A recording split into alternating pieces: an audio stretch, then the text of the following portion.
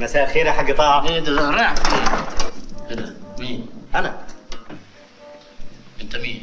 انت بعد ما لبست النضاره برضه مش عارف انا مين؟ كلنا عارفين مين رامي رضوان، مذيع الشاب اللي معرفش ايه اللي وقعه في الهوا وايه اللي وهو داخل وسيم وجميل كده يبتدي في برامج سياسيه وحاجات كده. روح العب كوره، روح اقعد على قهوه، روح اتمشى بالليل من غير بطاقتك الساعات بعرف. طيب احكي لي رامي رضوان وهو صغير، اي نوع من الاطفال هو مشاغب شقي خبيث زنان خالص. ايه؟ لا خالص. ايه؟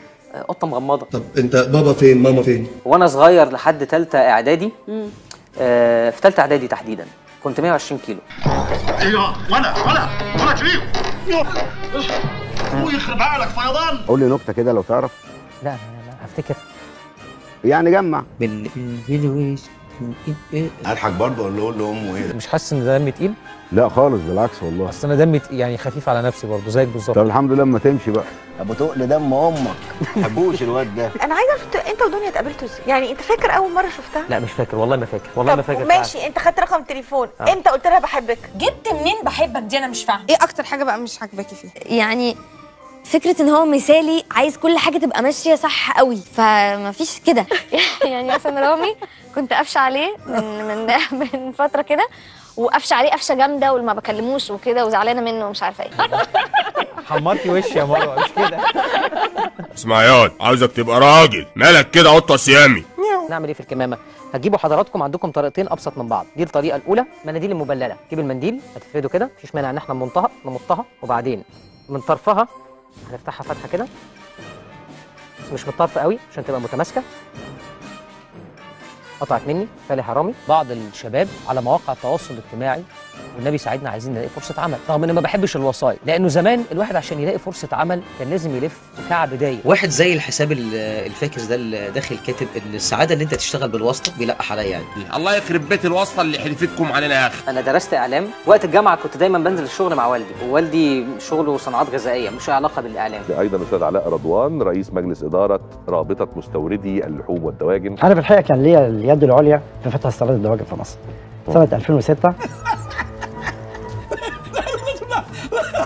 هم بيضحكوا هم بيبكوا والله هم بيضحكوا. يا نهار اسود. بدايه خليني اقول لحضراتكم، انا امبارح يعني مواطن كان موجود بيصيف في الاجازه، كنت موجود في الساحل، فانا راجع في الطريق طبعا مش هفول، فدخلت افول.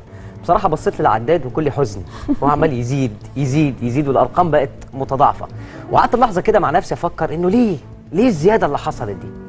واللحظه دي ما امتدتش كتير الحقيقه، لانه بعدها قلت والله ده منطقي.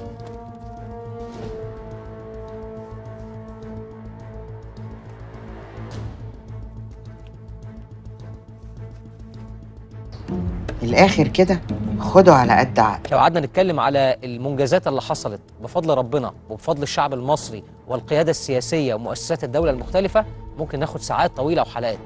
حاولنا نلخص بعضها عشان نذكر حضراتكم بيها ونسلط عليها الضوء.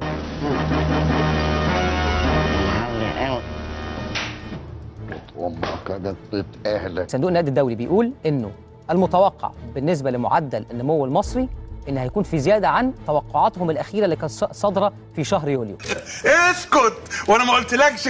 لو جينا لصندوق النقد الدولي وللبنك الدولي، الاثنين اجمعوا على انه مصر هي الدوله الوحيده في المنطقه بالمقارنه بالدول كلها اللي اقتصادها بينمو بالسالب منكمش، يعني بيقل. استاذن انا بقى عشان شكلي جاي في وقت غير مناسب. ليه ما يكونش فيه نوع من التنظيم؟ مش هنقول غرامات، انا مش هقدم لاسره اكتر من 4 بطاقات تموين. وعمالين يتكلموا عن محدود الدخل، يتكلموا شويه عن معدوم الدخل. تنجب طفل 2 3 4 5 وتنظر للدوله وتقول لها اكلي ولادي، يبقى هنا المعادله دي مش مظبوطه. ايه الكلام ده واسلوب الكلام ده؟ بتلاقي انه من بعد 25 يناير لحد سنه 2012 انت اترميت في بحر غميق قوي، غريق عميق، وبتحاول ان انت تعوم عشان تقب على وش البحر ده. الله الله الله ده شكله تعبان يا جماعه. لو ما كانش تم فض الاعتصامين دول، عارفين كان الموضوع هيبقى رايح على فين؟ الله يلعنكم، والله الله يلعنكم. عيب عيب عيب، خليك لسانك حلو وخليك راجل محترم. ملف سد النهضه، صاحب الحق ما بيخافش، واللي عارف انه قضيته غير عادله بيخاف. اختتمت المحادثات الخاصه بسد النهضه الاثيوبي، انما لم تسفر عن جديد بحسب ما اعلنت وزاره الري المصريه. بس حبيبي انت ليه بتفتكر تفاصيل غريبه؟ بلاد الموز فسوخة العرب رقم 9 قطر. لماذا تتجه قطر لمحاولة عقد صلح؟ يعني هل تصدق قطر؟ اتفاقية ترسيم الحدود. أنا مش عايز أروح مع حضراتكم طبعا لمنطقة تيران وصنافير مصرية ولا مش مصرية والكلام الجدلي ده، ولكن في البيان يثبت أن جزيرتي تيران وصنافير تقعان داخل حدود المملكة العربية السعودية. يا ابني هتجيب لي صرع في مخي يا ابني. صفقة نيمار، قناة الجزيرة عاملة فرح على القصة دي كلها وإنه ده انتصار رياضي وانتصار سياسي، إنما تعالى بقى اتكلم عن اللاجئين العرب، اتكلم عن القضية الفلسطينية، اتكلم على ما يحدث في سوريا، في العراق، في ليبيا. زي كده انا عارف ببص عليها عشان بالظبط تيبيكال زي. ممكن الناس تقول لك ايه؟ يا عم بص ده الدولة بتوجه الإعلام، هو التوجيه لإيه؟ مش عشان نحافظ على بلدنا؟ ايه المشكلة؟ احنا دورنا ان احنا نكلم المصريين. انت شخصية جميلة ومحترمة. ربنا يخلي حضرتك. ربنا يوفقك. خد يا دكتور. ده ممكن يا معلم خيرك سابق. تشكر. ها؟ طريق السلامة. 5 بالحب.